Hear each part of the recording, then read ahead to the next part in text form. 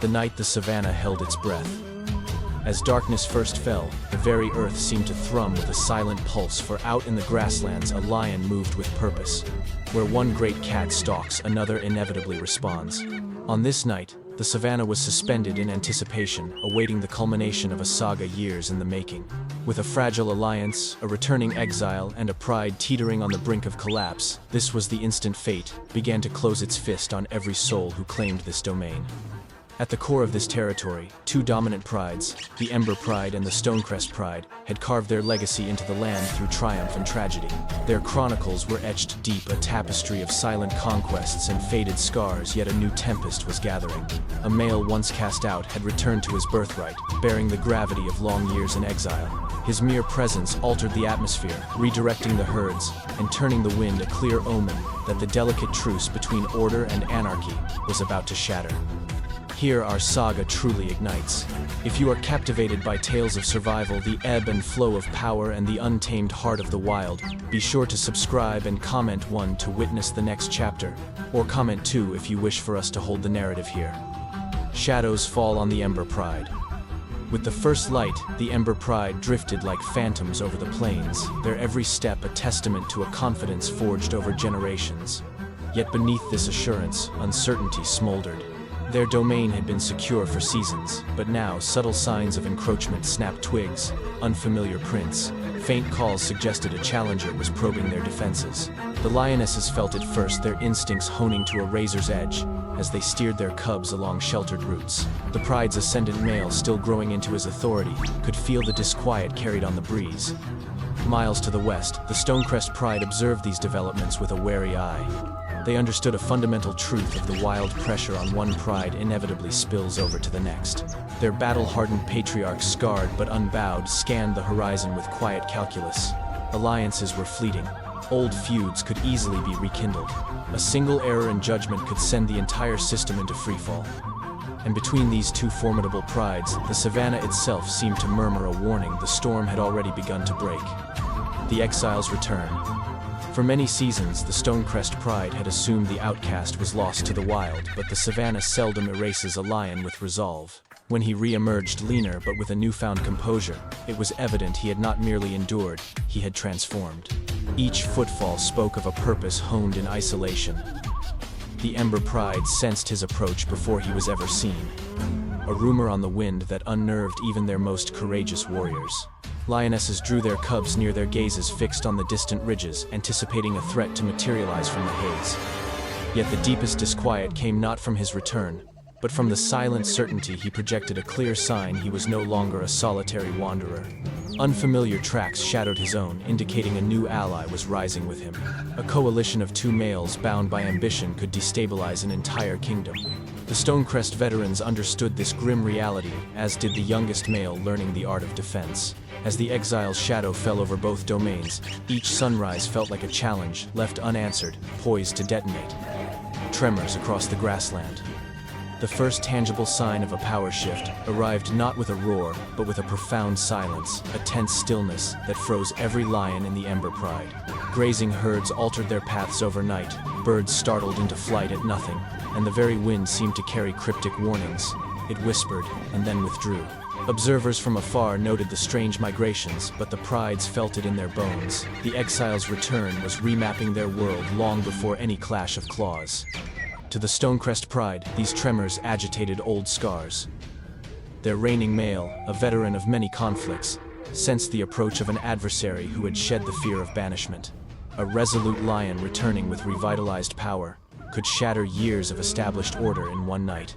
A palpable tension coursed through their lands as the younger males pushed their training harder under the watchful eyes of their seniors. They were unaware of just how close the outcast truly was. Hidden within the tall grass, he observed the plains like a strategist, reading a map, deciphering a story meant only for a lion poised to seize what was once lost. The looming confrontation. As twilight descended, the Ember Pride felt the atmosphere constrict around them, like a closing trap. Each member moved with heightened vigilance, their ears tuned to distant sounds that suggested something more than just roaming game. The senior lionesses convened, sensing the exile's reappearance was merely the prelude to a far greater upheaval. Their young leader, still forging his authority, watched the horizon with a blend of apprehension and resolve, knowing one wrong move could invite catastrophe. On the other side of the valley, the Stonecrest Pride shared this deep anxiety. Their seasoned leader examined a fresh set of tracks, two distinct trails laid with bold intention. The outcast had not only returned stronger, but had forged an alliance powerful enough to contest established borders. A coalition of such determined males could overturn the natural order, a fact not lost on any member of the Stonecrest Pride. With the deepening of night, roars echoed across the plains, not as threats but as long, deliberate declarations of intent. With every reverberation, all prides understood that a new era of power and survival had dawned for every lion who laid claim to this land. The first probe of strength. The Ember Pride woke to a disturbed peace. A low, steady, and unmistakable roar from deep within their range announced a new incursion. This was no all-out assault, not yet, but a calculated probe of their defenses. The young leader advanced, his body coiled with tension, aware that this single moment could seal his destiny. Behind him, the lionesses created a living shield around the cubs, their sharp gazes scrutinizing every blade of grass for the slightest hint of danger. Miles away, the outcast and his companion halted on a ridge, surveying the domain with cold, measured patience. The exile had once escaped this land, broken and solitary. He returned a lion remade, assessing which lines to cross and which to shatter completely.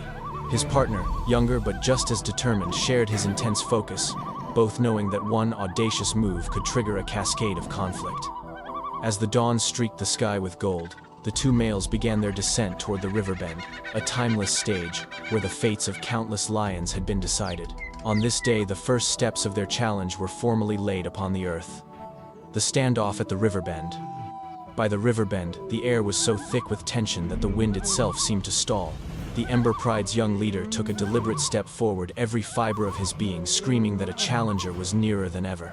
From the opposite bank, the outcast observed in stillness, his ally at his side, both gauging the pride's fortitude with an unnerving calm that only hardship can forge.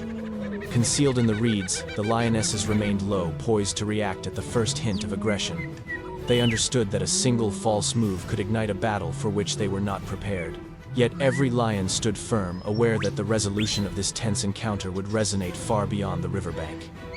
A silent test of wills. Night fell softly on the plains, but brought no peace to the hearts of the Ember Pride. The young leader felt the outcast press closer, his presence a palpable weight against their borders.